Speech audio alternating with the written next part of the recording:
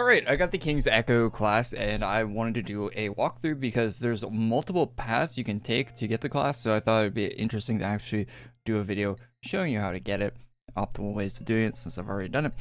It takes about, depending on how fast you're going, and there's RNG involved in it as well, so it could take you like roughly 7 hours at most probably, but less or more depending on requirements you're missing or don't have and stuff like that. So let's go. Okay, really quick. So you need a few requirements, and some of them weren't listed on the side notes, so I'll go over those very quickly. You need this armor, Alden's Liberation armor. You need to be level 80.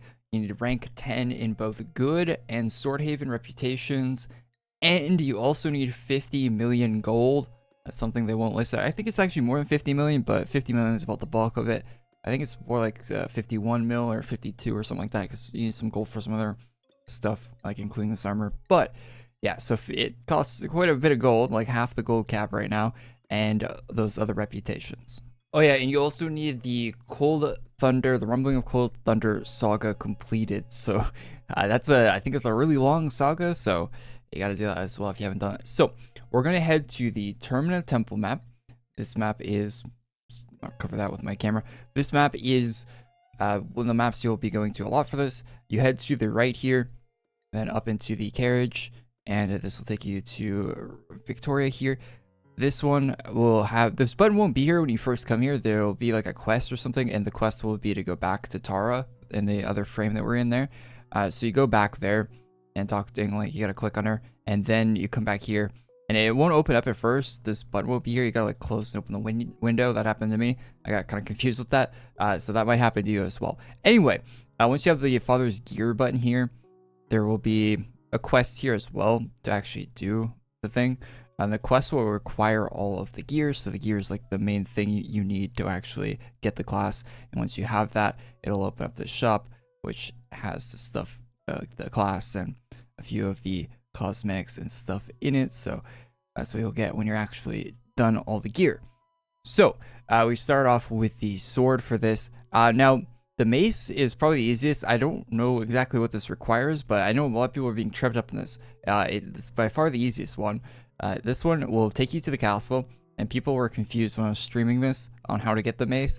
But you come into the bedroom here. If you actually read the text on the thing, it tells you where it is. But I know MMO players don't like reading. Neither do I. So click on the wall here, and then the mace will be right there. It probably has a reputation requirement, and that's probably why you need this might be Swordhaven reputation or good or something like that. Let me wiki it real quick. On the wiki, it doesn't say it requires any reputation. It just requires you have the quest active to pick it up.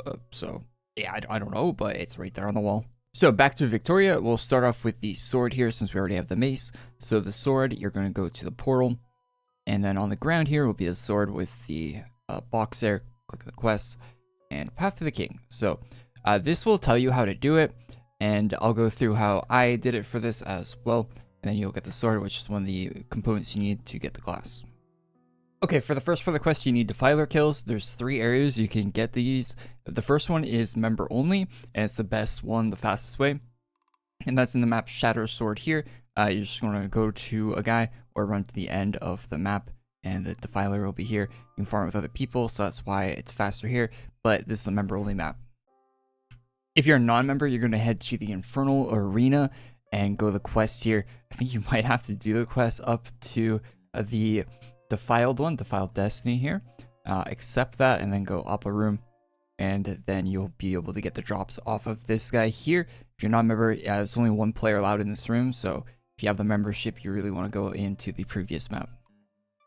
You can also do Grave Challenge, that map, if you want. It drops 10 per kill instead of the 1 that you get otherwise, but you're probably better off doing it faster with the 1 anyway. That's what I would do.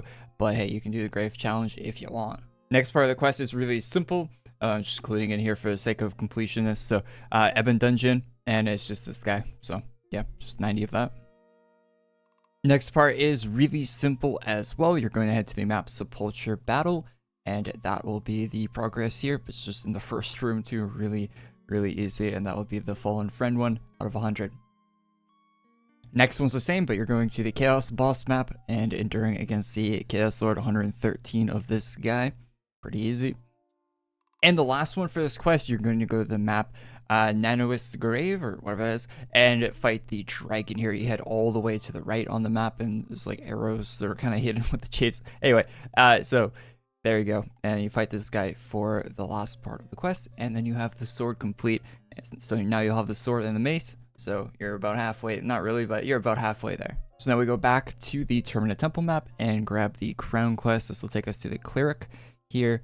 Talk to her. Alton's crown, crown quest, and purify the crown. So this one requires 13 traces of chaos. You need the whispers of chaos and the tears. That will get you the crown. I always get worried when I see the small amounts here, and you should be too. So for this quest, you're going to head to the Champion Drakith map. Now there's two ways of doing it. It's a low drop rate from the Ultra Drakith map, a very low drop rate, or you do a single Ultra boss kill on Champion Drakith, and that will get you all 13 of the Traces of Chaos. So you can do either or. They added a new thing to the merch shop for the Traces of Chaos here. Or this might have been here before, I don't remember, but it's here now. So yeah, you get 5 insignias for the 1 weekly quest here. So you grab the weekly quest, and yeah, you try to find a good party, I guess. That would be a lot faster than doing the low drop rate to get 13 of them from the low drop rate on the other map that's listed in the quest text there. So I'd recommend doing this, but yeah, this is probably going to be might be a roadblock for some people, but this boss isn't that bad. I'm sure people like, yeah, there's better equipment stuff in the game, the one that first came out, so it should be semi easy to get a public party for this, so give it a try. But yeah, you might have to go the other route there, but like I said, it's gonna be a lot faster if you do the actual ultra, so yeah, give that a go. Okay, for the next part of the quest, you're going to want to head to the Ultra Dread map. I actually tested this out in a public room like I just did right now. I got 3 of them very quickly. The Ultra guy is very easy to fight here. Well, maybe if you got good people in the room, but I didn't. Yeah, well, this class is also pretty good, the King Echoes class, so I was using it, and it's, yeah, the invulnerability and stuff, very, very nice. So, very effective class to fight this guy with, so, or most things, it's very tanky. So, anyway. This isn't a class review, but yeah, so I would do the Ultra. It's 100%.